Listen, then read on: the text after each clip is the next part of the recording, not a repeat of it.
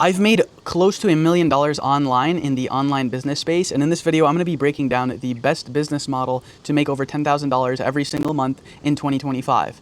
Now, I'm going to be comparing a bunch of different business models that I've not only seen online, but also that I've tried myself, and I'm going to be comparing them in the following categories. The first is going to be startup costs and investment. Second is going to be scalability and growth potential. Third is going to be market demand and trends, skill set and learning curve, profit margins and revenue streams, and then the potential speed to hit 10K a month.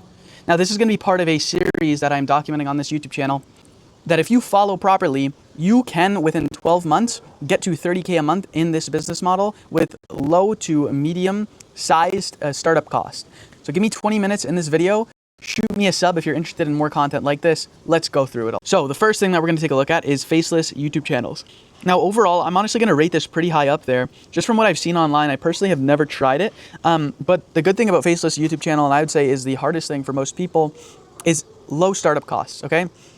It requires only basic equipment, so microphone, editing software, screen recording tools, etc. And there's no need for expensive cameras or on-camera presence. And the cool thing with faceless YouTube channels now, with the whole AI space and everything that's coming up, is that the AI technology is lowering that startup cost and lowering the skill required to actually enter this space. Now, the only problem with that is there's a lot more competitors, and you'll see that with the market demand and trends. Now, in terms of scalability and growth potential, it is very scalable. It is something where if you've done it once, you can do it a repetitive amount of times, and you can do it across multiple different channels, across multiple different niches. So it's very, very, very scalable, okay? Like I said, also because of this new AI space and the new AI tools and technology, it makes it that much more easier. Now, because of that, the market demand and trends allow it to be very, very, so there's a high demand, right, for YouTube content across niches. Competition is insane. Success is often like a mixture of luck or just a lot of experience picking the right niche and audience. And you have to make sure that you're consistently delivering results, because inconsistency with content is kind of where you're going down. And like I said, there is some luck in terms of what is happening with the market demand and trends. Like, you might just get lucky sometimes if a video goes viral and do the same thing on another channel and it won't. Now, in terms of the skill set and the learning curve, you have a moderate learning curve because it does require a decent bit of understanding in terms of YouTube SEO, audience targeting, right? There's not a lot of people who just know and have hundreds of thousands of subscribers. It's not something easy or that's common knowledge. So it does require quite a bit of understanding and learning. Audience retention strategies, monetization tactics. Okay, it's easier to start a faceless YouTube channel than personal branding, but still needs a very strong content strategy. Now, the thing about this is, even though it is a moderate learning curve, I think what you're learning for this can expand to so many other areas of your life. It can expand into your personal brand, it can expand into business. I think, honestly, even though it is a little bit of more of a learning curve, it is valuable skills and valuable assets that you are learning. Now, the profit margins and revenue streams, I would say this is a green, but the revenue, you usually take a little bit of time to see that come through, and you need to have millions and millions of views coming through before you see any tangible results in terms of revenue for your time that you're putting in.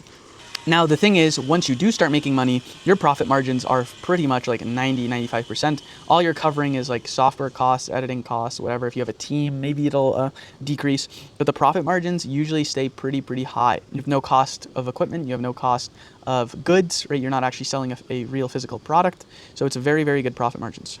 And then your potential speed to hit 10K a month. So this is the huge downfall. I was even thinking about putting this in an orange, is it takes 6 to 12 months, and sometimes even higher. Like if you're talking about on the low end, it takes a channel around 6 to 12 months to reach monetization, which is 1,000 subs plus 4,000 watch time hours. That's not enough. Like that is not enough. You're going to be making pretty much zero if you're at that minimum kind of threshold for YouTube. So even though we're saying like potential speed to hit 10K a month, it's not really like, you're not going to hit 10K a month within 6 to 12 months. If you're hitting that monetization goal, most likely you're going to be hitting 10K a month at like 100K subs and upwards. Now, OFM, aside from the morals, okay, you'll have a decent amount of moderate, cost to start up, okay? Mainly because it's in digital marketing, content creation tools. You're gonna have a lot of management and software costs in this, especially with the increased competitors and the amount of people going into OFM. There's a lot of competition, so you need to have bot accounts, DMing. You need to have a legit system in place. You can't just find random girls, sign them up for OnlyFans, and they make 100K a month. This is a real business model. It requires real marketing skills, real psychological understandings of the human brain, and especially the male brain and the lust of males, which, like I said, it is you have really no morals if you're an OFM. I don't judge people who are in OFM because they make good money. it's a hard business, but it's something you have to ask yourself. Would you be comfortable with kind of telling people that's how you make your money? Do you want to be ashamed of telling people that's how you make your money? Things like that. Now, in terms of scalability and growth potential, it's very, very high, okay? OFM, you could literally sign one model, make $1 million a month. And once you do it for one model, it's literally copy paste. It's very, very, very scalable. Now, in terms of market demand and trends, it's at an all-time high, but there's so many creators out there. There's so many OnlyFans agencies. There's so many OnlyFans creators. You have to stand out. You have to be creative. So that's something to keep in mind with the skill set and learning curve, right? It requires not only real business experience in digital marketing, content strategy, social media savviness, relationship management.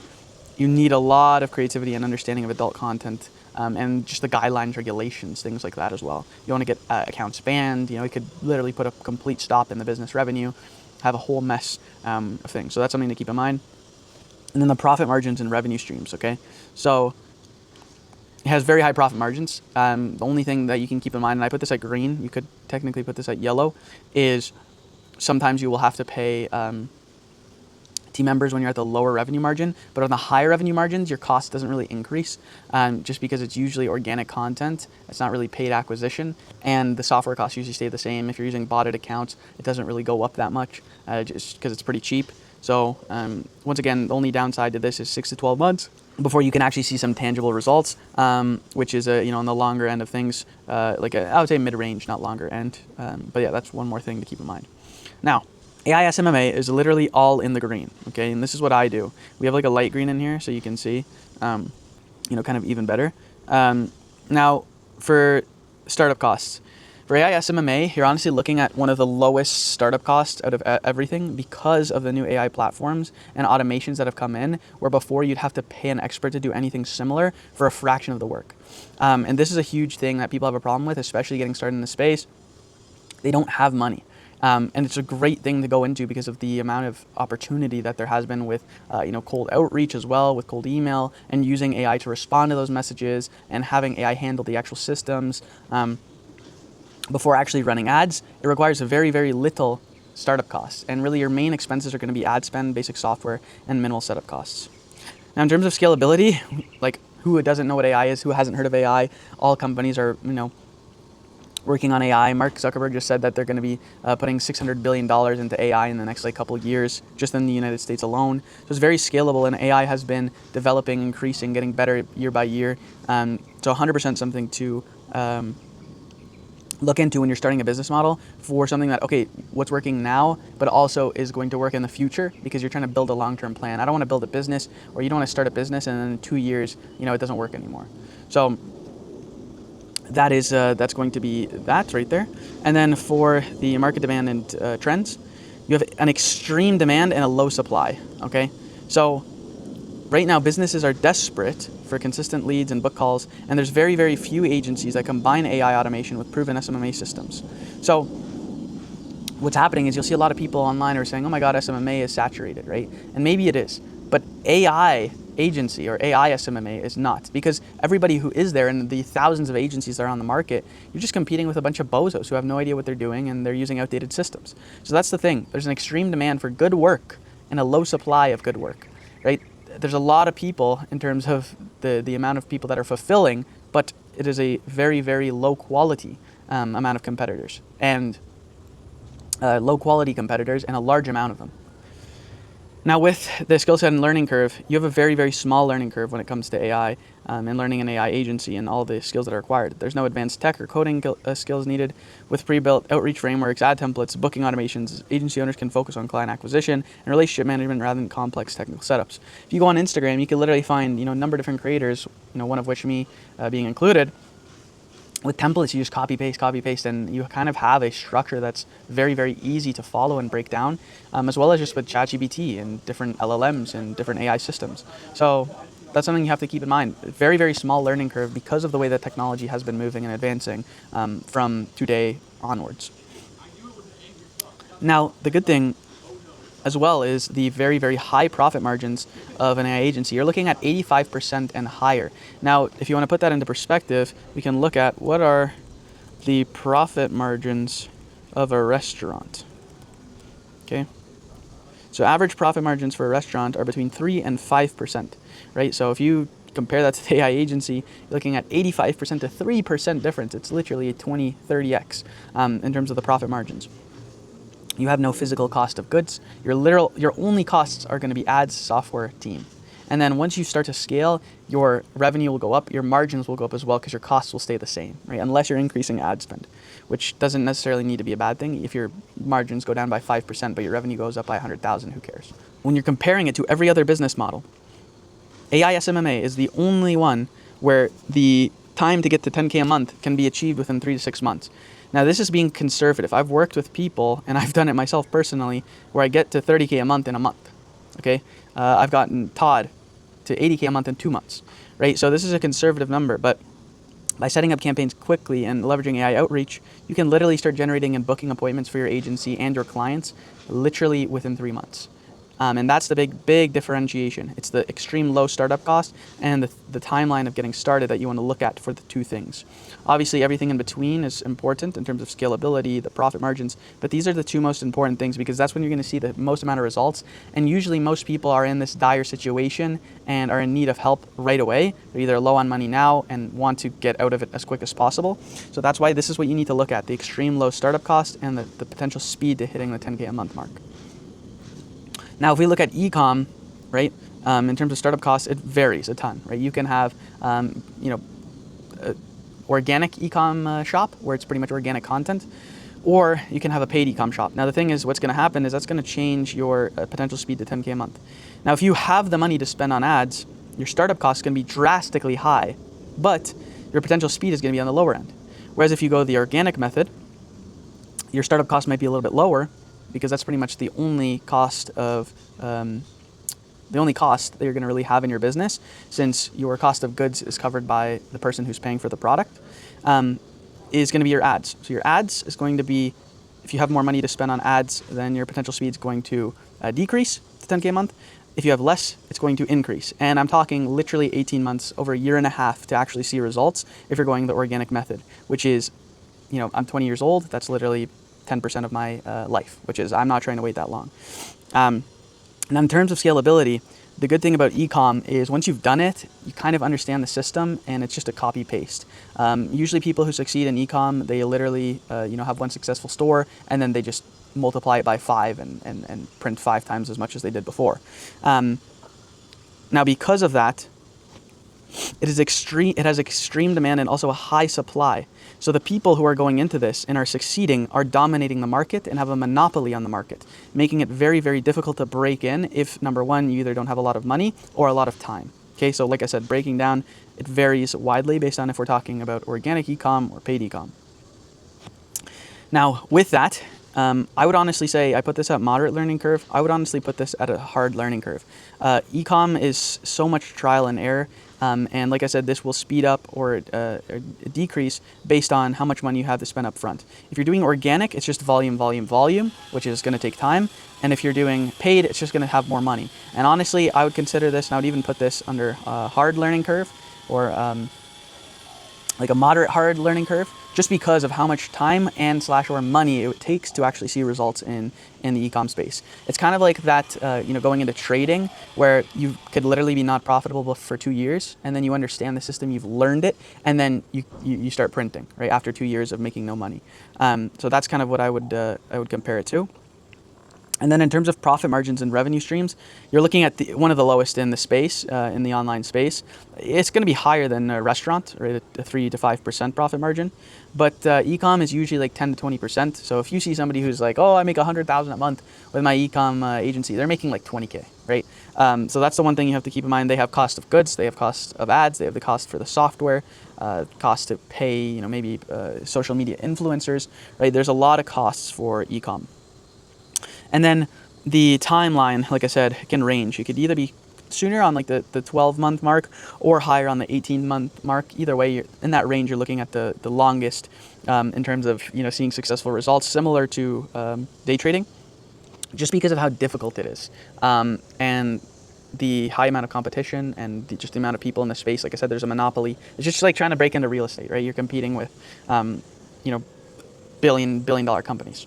Now, the final one that we're taking a look at is growth operating, okay? Growth operating by far has the lowest startup cost. You have no cost to acquire a client. It's essentially just doing as much outreach and building as much trust as you can with people.